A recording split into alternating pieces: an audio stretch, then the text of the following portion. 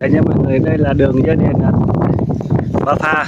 Sáng nay vừa mới kéo xong, từ cốt bên kia đường mình không đi được.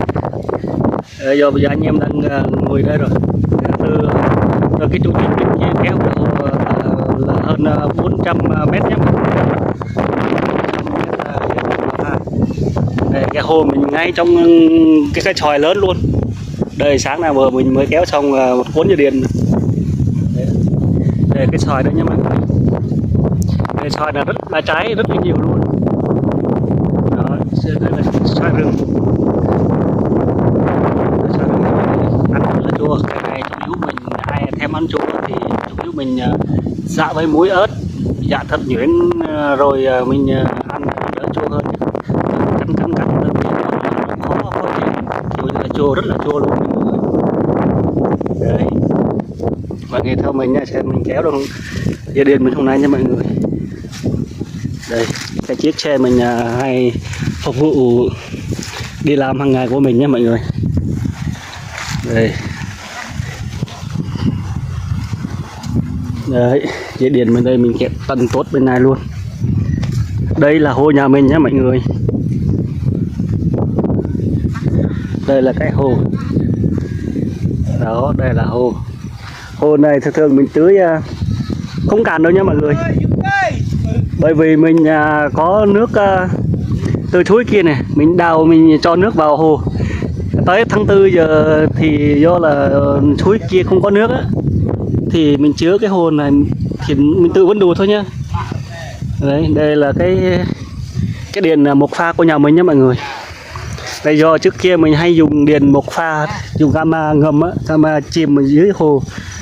Một phần là nguy hiểm, sợ bị nhiễm điện này giật.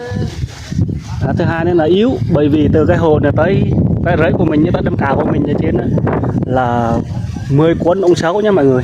Đấy, 10 cuốn ống 6. Còn thêm mình cắt ra một đường ống mềm nữa để mình tưới. Để rất là xa, cho nên là điện nó rất là yếu, nước chảy nó rất là yếu luôn, cho nên là mình không xài nữa. Mình cũng xài điện sinh hoạt nữa. Đấy, giữ trên kia là nhà của mình, do cái máy không biết sao mình không thể phóng to ra được á. Mình có cái máy kia mình phóng to ra, cái máy này không to ra được, không biết sao vậy. Đây còn này là cũng là đặt bò nhà mình luôn nha mọi người. Thì nhà mình cũng nuôi ít con bò thôi, nuôi vài con cho vui vui với mọi người. Thấy bò đầy trên phố thì để người ta chăn thả thì mình cũng thân thiết cò của nhà mình rồi. Thì mình nghĩ ra một cách hay là thôi mình trích vốn của mình để mua 2-3 con bò, 2-3 con nó mới đẻ, bò nó mới đẻ là 3 con lớn, một con nhỏ. Đấy mình nuôi cho vui thôi. Đấy mình ở nông thôn mà mình nói chung là mình thích nuôi thì mình mua thôi nha mọi người. Đấy, đây là đất ruộng của nhà mình đó. Ở trên kia cũng có một cái hồ, ở trên kia mình cũng một cái hồ nữa, hồ kia cũng chứa để tưới cả nhà, cả đất của mình quản lý. Còn hồ này thì mình phục vụ tưới cho mình nhân lô cao của nông trường á. Đó, mình nhân cao của nông trường mình tự tưới thôi, chứ mình chờ mãi nông trường tưới thì không đủ nước nha mọi người. Hàng năm giỏi lắm mình tưới được đợt 2 là cũng hết nước rồi, đợt 3 này không có nước để tưới. Cho nên mình nghĩ sao mình đã làm lô thì mình phải bám sát lô, giữ lô. Vì mình thiếu đất đai á, thì nhà nước đã tạo điều kiện cho mình rồi, cây cà người ta đã chăm sóc tốt rồi, thì mình cũng phải cố gắng chăm sóc để làm sao cây cà nó vẫn giữ vững được đó. Đấy, hôm nay mình đã kéo được 3 pha, kéo điện của nông trường luôn mọi người nhé. Mình đã xin của nông trường, đã làm đơn xin mắc điện 3 pha của nông trường để phục vụ cho cây ca lô của mình, cũng như lô của nông trường nha mọi người. Đây chiều tối rồi, buổi sáng mình có nhiều một số anh em á. Tí nữa mình sẽ quay cảnh anh em mình đang ngồi ăn uống ngay tại hồ đây luôn nha mọi người. Đây là mái nhà mình nha. Đây là máy 3 pha mới mua về. Đấy, còn đợt bơm thì mình đã mua đợt bơm lâu rồi, đâu 1,5 nhé mọi người. Mình xài rất là tốt, con ống ra tới là bình thường. từ với máy nổ thì tới hôm nay mình mới mua máy ba pha máy điện đó.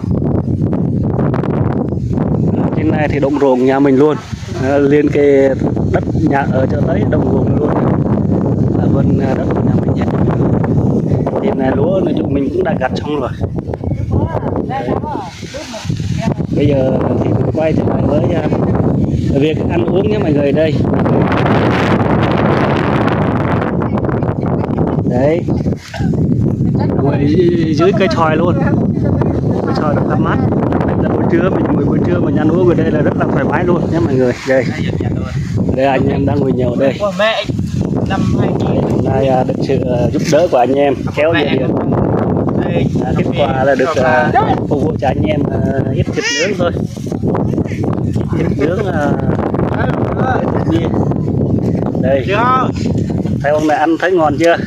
Đủ Có thịt cây đấy mọi người ơi. Đây là thịt cây nhé mọi người. Thịt cây cũng tầm con đó, tầm con đó, tầm con đen đen kìa. Anh em đó. Cái này ba chị anh em. Để một số anh em nhà hôm nay về lòng bia á.